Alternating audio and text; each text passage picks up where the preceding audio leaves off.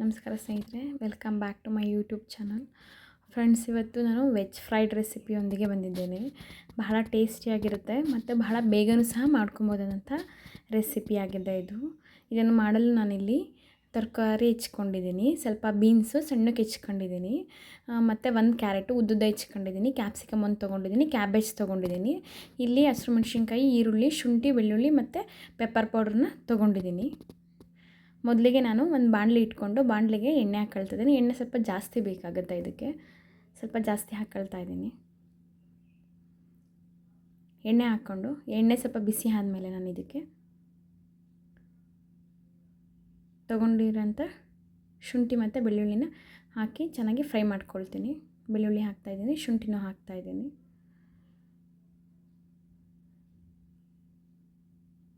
ಯಾರಿನ್ನೂ ನಮ್ಮ channel subscribe ಮಾಡಿಲ್ಲ, ನಮ್ಮ ಚಾನಲ್ನ ಸಬ್ಸ್ಕ್ರೈಬ್ ಮಾಡ್ಕೊಳ್ಳಿ.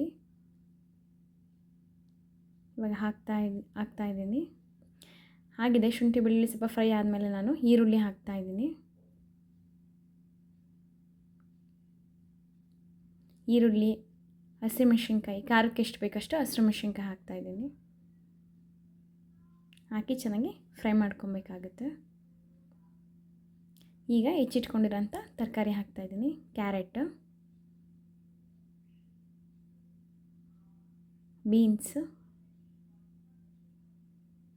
ಬೀನ್ಸ್ನ ಸಣ್ಣಕ್ಕೆ ಹೆಚ್ಕೊಂಡಿದ್ದೀನಿ. ಸ್ಪ್ರಿಂಗ್ ಆನಿಯನೂ ಹಾಕ್ಬೋದು, ಆದರೆ ನನಗೆ ಸ್ಪ್ರಿಂಗ್ ಆನಿಯನ್ ಇಲ್ಲ, ಹಂಗಾಗಿ ಹಾಕ್ತಿಲ್ಲ ನಾನಿಲ್ಲಿ. ಬರೀ ಇದೇ ತರಕಾರಿ ಹಾಕಿ ಮಾಡ್ಕೊಳ್ತಾ ಇದ್ದೀನಿ. ಈ ರೀತಿ ಚೆನ್ನಾಗಿ ಫ್ರೈ ಮಾಡ್ಕೊಬೇಕು. ತರಕಾರಿ ಏನು ತುಂಬ ಬೇಯೋದು ಬೇಡ, ಕ್ರಂಚಿಯಾಗಿ ಸಿಗಬೇಕು ಫ್ರೈಡ್ ರೈಸ್ಗೆ. ಹಾಗಾಗಿ ತುಂಬ ಹೊತ್ತೇನು ನಾನು ಮೆತ್ತಗೆ ಆಗೋವರೆಗೂ ಬೇಯಿಸ್ಕೊಳ್ತಿಲ್ಲ. ಇದೇ ಟೈಮಲ್ಲಿ ನಾನು ಉಪ್ಪು ಸೇರಿಸ್ತಾ ಇದ್ದೀನಿ.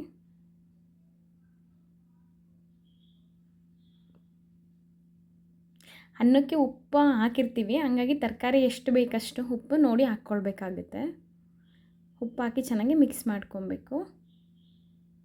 ತುಂಬ ಅಂದರೆ ತುಂಬ ಚೆನ್ನಾಗಿರುತ್ತೆ ಫ್ರೆಂಡ್ಸ್. ನಾವು ಸುಮ್ಮನೆ ಹೋಟೆಲಲ್ಲೂ ಹೋಗಿ ತಿನ್ನೋದಕ್ಕಿಂತ ಮನೆಯಲ್ಲೇ ಒಂದು 1/4 ಗಂಟೆ ಟೈಮ್ ಇದ್ದರೆ ಮಾಡಿಕೊಂಡ್ರೆ ಮನೆ ಮಂದಿ ಎಲ್ಲ ತಿನ್ಬೋದು.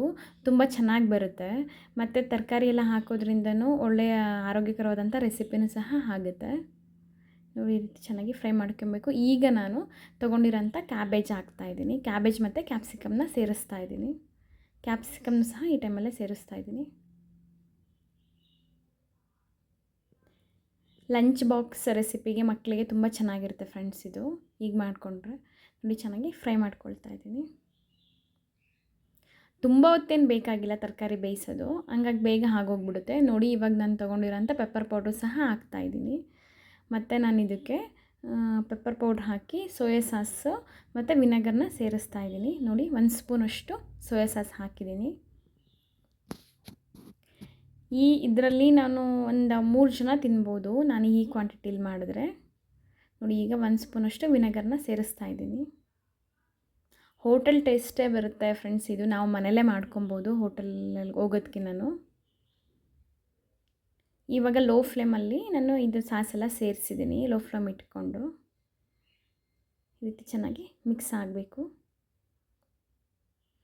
ಮಿಕ್ಸ್ ಆದಮೇಲೆ ಇಲ್ಲಿ ನಾನು ಮೊದಲೇ ರೈಸ್ನ ಮಾಡಿಟ್ಕೊಂಡು ಆರಕ್ಕಿಟ್ಟಿದ್ದೆ ರೈಸ್ನ. ಆ ರೈಸ್ನ ಇದಕ್ಕೆ ಸೇರಿಸಿ ಚೆನ್ನಾಗಿ ಮಿಕ್ಸ್ ಮಾಡ್ಕೊಳ್ತಿದ್ದೀನಿ.